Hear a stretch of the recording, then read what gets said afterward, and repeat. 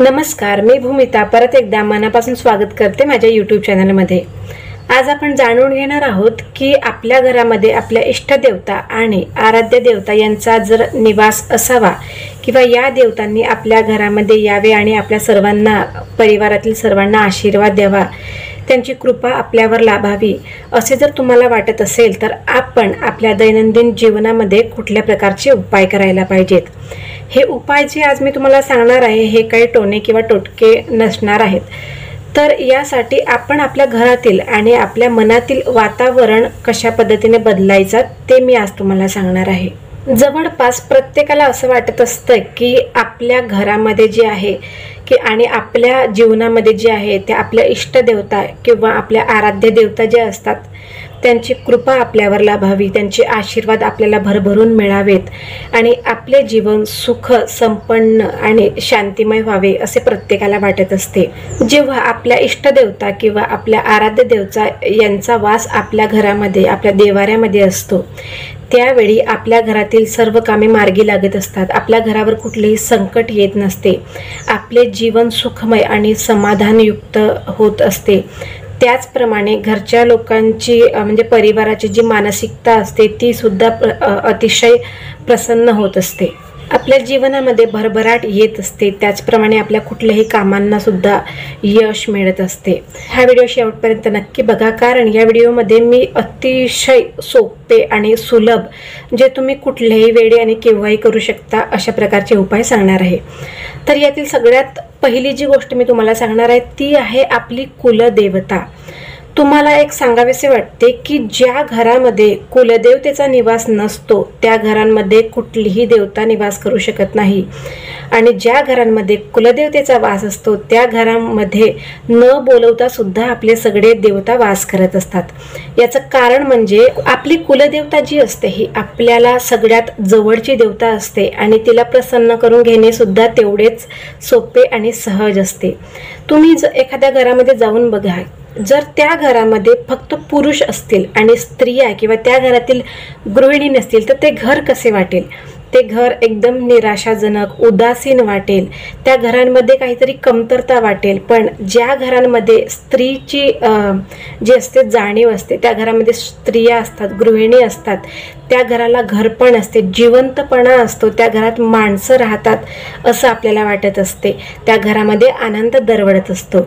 त्याचप्रमाणे कुलदेवता जी असते ती प्रत्येक घरामध्ये ही असलीच पाहिजे। आता कुलदेवतेला आपल्या घरामध्ये बोलवायचं कसं किंवा देवीने आपल्यावर कृपादृष्टी टाकावी, आपल्या घरामध्ये वास करावा, आपल्याला आशीर्वाद द्यावे असे तर प्रत्येकाला वाटत असते। पण मग हे करायचं कसं?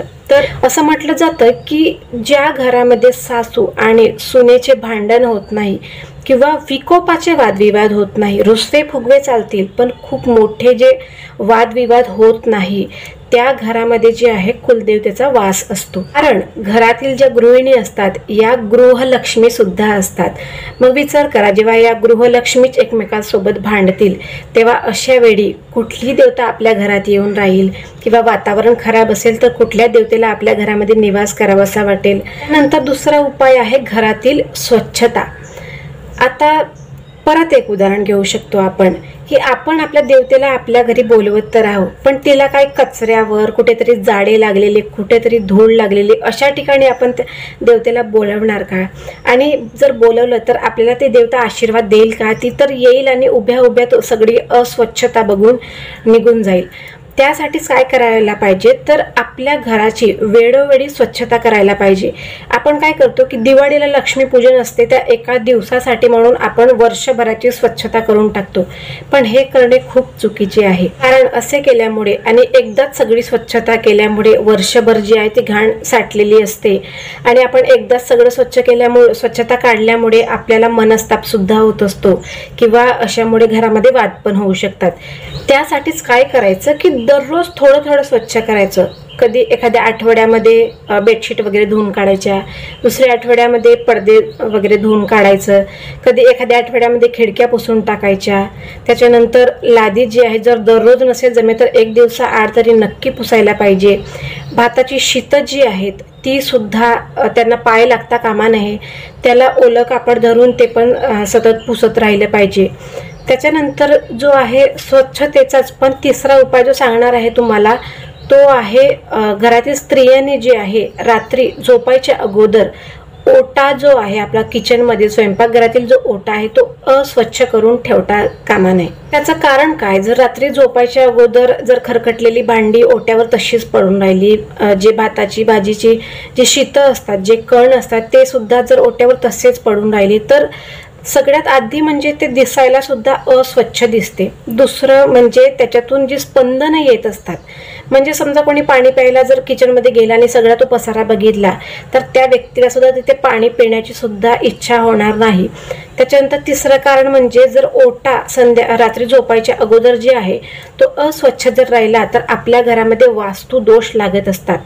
चौथं कारण म्हणजे जर ते सगळं तसंच पडून राहिलं तर आपल्या घरामध्ये किडे, कीटक, मुंग्या आणि झुरळं किंवा जे पाली यांचा जो आहे तो वास वाढत असतो. आणि अशा अस्वच्छ घरामध्ये कुठल्या देवतेला यायला आवडेल तुम्हीच सांगा.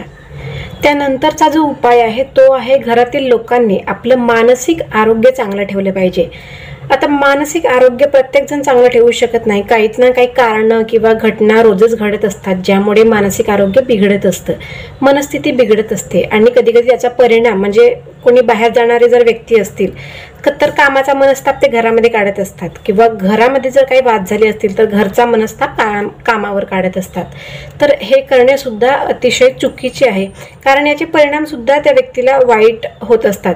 आणि ज्या व्यक्तीची मनस्थिती जी बिघडलेली असते तर त्या व्यक्तीच्या शरीरातून सुद्धा स्पंदनं जी आहेत ती निगेटिव्ह निघत असतात आणि त्यातली ऊर्जा सुद्धा वातावरणामध्ये मग निगेटिव्ह होत असते. त्यासाठीच आपली मनस्थिती चांगली ठेवण्याचा प्रयत्न करा. मग त्यासाठी काय करायचं तर सगळ्यात आधी म्हणजे घरातील एकमेकांनी जो आहे एकमेकांना समजून घ्यायचा प्रयत्न करायचा. पुढची व्यक्ती जर एखादी गोष्ट बोलत आहे तर ती का बोलत आहे त्याचं कारण शोधून काढायचा प्रयत्न करायचा. त्यानंतर घरामध्ये वादविवाद कमी करायचे. जर गरज नसेल तर शांत म्हणजे मन आणि आपली वाचा शांत ठेवण्याचा प्रयत्न करायचा. म्हणजेच काय की कमी बोलण्याची प्रॅक्टिस करायची.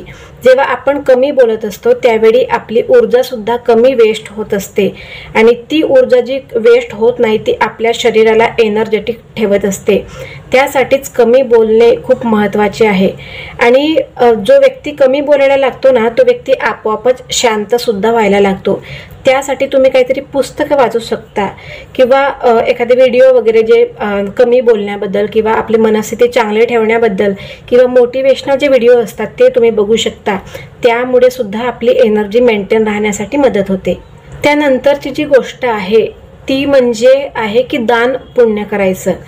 तर दान पुण्य म्हणजे आता असा मी शब्द जेव्हा वापरला की दान करायचं तर प्रत्येकाच्या डोक्यामध्ये असं आलं म्हणजे पैशांचं जे चित्र आहे ते उभं राहिलं असेल. दान म्हणजे पैसे देणे, तर असं नाही. फक्त अर्थदान हेच काही दान नाही, तर तुम्ही तुमच्या जवळ जे काही अन्न असेल, तुम्ही कुणाला एखादा गरजू व्यक्ती असेल त्याला तुम्ही अन्नदान करू शकता. अर्थदान जे आहे हे सुद्धा एखाद्या मंदिरामध्ये तुम्ही काही हजारो रुपये देण्याची गरज नाही, तुम्ही 21 रुपये 11 रुपये यापासून सुद्धा सुरुवात करू शकता. म्हणजे कुठून तरी सुरुवात होणे गरजेची आहे. कुणाला तरी तुम्ही ज्ञान देऊ शकता. म्हणजे आपल्याला जे माहिती आहे त्या गोष्टी जर दुसऱ्याला आपण दिल्या आणि दानाच्या उद्देशाने दिल्या तर आपलं ज्ञान वाढत असतं असं सुद्धा म्हटलं जातं. त्याच्यानंतरची जी गोष्ट आहे आपल्याकडे जे आहे त्यामध्ये समाधानी राहायचं. बऱ्याच जणांना म्हणजे अशी सवय असते की आपल्याकडे जे आहे ते बघणार नाही, पण दुसऱ्याकडे एखादं काही नवीन काहीतरी दिसलं किंवा समोरचा व्यक्ती खूप काही एन्जॉय करताना दिसला तर आपल्याला त्याचा हेवा वाटत असतो. तर हे करणे सुद्धा खूप चुकीचे आहे. याचं कारण म्हणजे आपण जेव्हा दुसऱ्याचं बघत असतो, आपलं सोडून देत असतो, तेव्हा आपल्या मनामध्ये सुद्धा हेवेच्या आणि मत्सराच्या भावना निर्माण होत असतात आणि या सुद्धा आपली मनस्थिती निगेटिव्ह करण्याचा प्रयत्न करत असतात. त्यासाठीच आज आपल्याला काय दिलेलं आहे देवाने ते आपण बघायचं, त्याच्याबद्दल रोज आभार मानायचे. जर तुमचं तुम्हाला 2 वेळचं जेवण भेटत असेल तर त्यासाठी तुम्ही आभार माना, कारण प्रत्येकाच्या दररोजच्या जीवनामध्ये प्रत्येकालाच 2 वेळचं जेवण भेटतं असं नसतं. जर तुमच्याकडे स्वच्छ घर राहायला असेल, तुमच्याकडे राहण्यासाठी छत असेल तर त्यासाठी तुम्ही आभार मानायला पाहिजे, कारण प्रत्येकाच्या आयुष्यामध्ये छत प्रत्येकाला मिळत नसते. तुमच्याकडे चांगलं आरोग्य असेल तर प्रत्येकाला चांगलं चांगलं आरोग्य मिळत नाही असा विचार करून त्यासाठी आपण देवाचे आभार मानायला पाहिजेत. आपल्या आयुष्यामध्ये अशा बऱ्याच गोष्टी असतात, आपण ज्या दररोज गोष्टी घडत असतात ना, त्यातलं फक्त आपण आज काय चुकीचं घडलं तेवढं मनात घेऊन बसत असतो. पण आज आपल्याला चांगलं काय मिळालं, चांगलं पाणी प्यायला मिळालं, चांगलं जेवण मिळालं, चांगले कपडे घालायला मिळाले, याचा आपण देवाला धन्यवादच करत नाही. कारण या गोष्टी सुद्धा प्रत्येकाला भेटत नसतात. त्यानंतर मी सगळ्यात शेवटची जी गोष्ट सांगणार आहे ती म्हणजे इतरांच्या चुका ज्या आहेत त्या दुर्लक्ष करून आपल्या चुका ज्या आहेत त्या सुधारण्यावर प्रयत्न करा. याचं कारण काय की जेव्हा आपण दुसऱ्याकडे एक बोट दाखवत असतो ना, ते आपण विसरत असतो की 4 बोटे आपल्याकडे सुद्धा आहेत. आपल्याला म्हणजे असं म्हणतो की आपण ज्या चुका करतो त्या आपण पाठीशी घालत असतो, पण आपल्या पाठी राहणाऱ्या माणसाला आपल्या पाठीमागच्या चुका दिसत असतात, पण आपल्याला आपल्या चुका दिसत नाहीत. त्यासाठी आपण आज कुठे चुकलो या गोष्टी लिहायला सुरुवात करा आणि त्या गोष्टी चुकल्यानंतर म्हणजे आपल्याला पश्चाताप होणे खूप गरजेचे आहे. पश्चाताप म्हणजे आपल्या चुकांची ही एक प्रकारे जाणीव असते, याच्यामध्ये काही निगेटिव्ह नसते. आपल्या चुकांची जेव्हा आपल्याला जाणीव होते तेव्हा आपण त्याच्यावर कार्य करायला सुरुवात करायचं. दुसऱ्यांनी काय करायला पाहिजे हे शहाणपण सांगण्यापेक्षा आपण स्वतःला कुठल्या प्रकारे व्यवस्थित करू शकतो, आपल्या चुका कुठल्या प्रकारे दुरुस्त करू शकतो यावर आपण भर द्यायला पाहिजे. असे केल्यामुळे काय होईल की लोकांसोबत होणारे जे वाद आहेत ते आपल्याला टाळता येईल आणि आपण कुठे चुकलो हे आपल्याला दुरुस्त करता येईल आणि त्यामुळे स्वतःचं डेव्हलपमेंट, ज्याला व्यक्तिमत्व विकास आपण म्हणतो, ते आपल्याला करता येईल.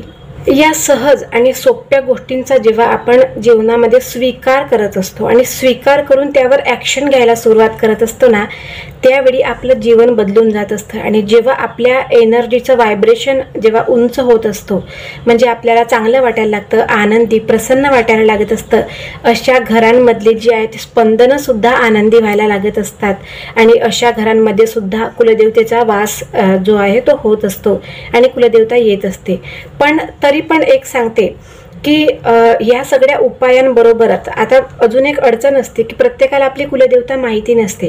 तर त्यासाठी काय करावं, जर कुलदेवता माहीत आहे तर तिच्या नावाचा जप करायचा, किंवा कुलदेवता माहीत नसेल तर ओम कुलदेवताय नमः किंवा श्री कुलदेवताय नमः या नामाचा जप करायचा. बरं, जप करण्यासाठी तुम्हाला एका जागेवर बसण्याची सुद्धा गरज नाही.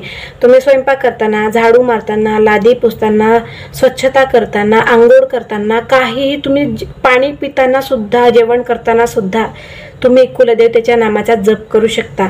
असे केल्यामुळे आपली मनस्थिती जी असते ती हळूहळू बदलत जाते आणि आपला ध्यान जो असतो तो केंद्रित व्हायला लागत असतो.